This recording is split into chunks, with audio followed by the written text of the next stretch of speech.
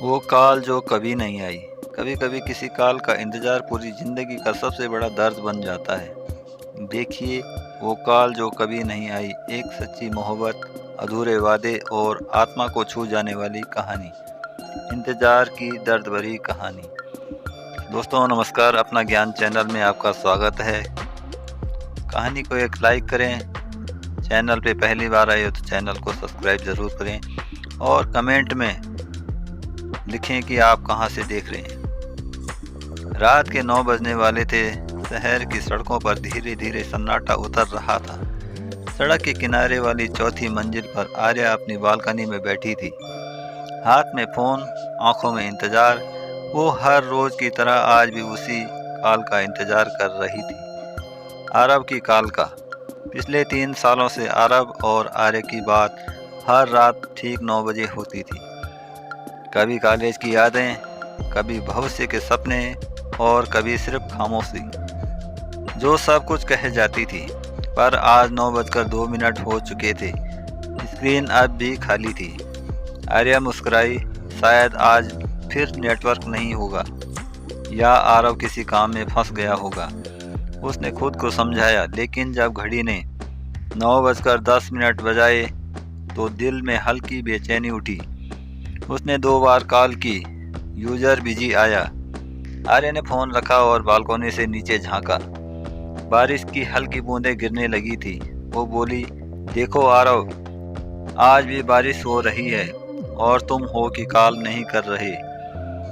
उसके चेहरे पर नमी थी, शायद बारिश की, शायद आंखों की। दूसरी तरफ आरव शहर के दूसरे छोर पर सड़क पर दौड़ रहा था। हाथ में वही फ़ोन था। स्क्रीन पर आर्या कॉलिंग लिखा चमक रहा था।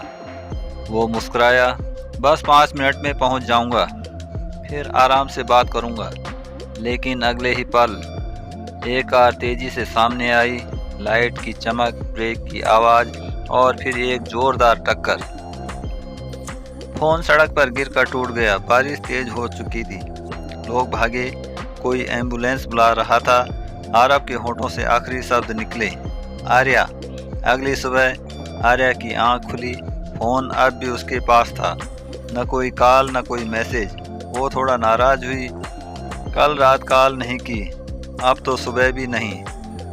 वो मुस्कुराई, फिर फ़ोन उठाया और कॉल लगाई। लेकिन इस बार स्क्रीन पर आया, the number you are trying to reach is switch off. वो सोचने लगी शायद फ़ोन गिर गया होगा और फिर कॉलेज जाने लगी। रास्ते में एक फ्लाईओवर पार करते हुए उसने देखा, भीड़ लगी है, कुछ फूल रखे हैं और दीवार पर एक तस्वीर चिपकी है। वो आगे बढ़ी और जैसे ही उसने तस्वीर देखी, उसके कदम रुक गए। तस्वीर में आरव था। उसके नीचे लिखा था, इन loving memory of Aarav Sharma. Arya के होठों से कोई आवाज़ नहीं निकली। सब कुछ जैसे थम गया। बारिश की बूंदें फिर गिरने लगी, ठीक वैसे ही जैसे कल रात गिरी थी। वो धीरे धीरे दीवार के पास गई। उसके हाथ कांप रहे थे। उसे याद आया, रात को उसने भीगते हुए आकाश से कहा था, देखो आरव, आज भी बारिश हो रही है।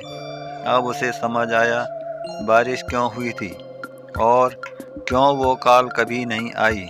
3 महीने बाद जब आर्या अब पहले जैसी नहीं थी, वो ज़्यादा चुप, ज़्यादा गहरी, ज़्यादा अकेली हो चुकी थी।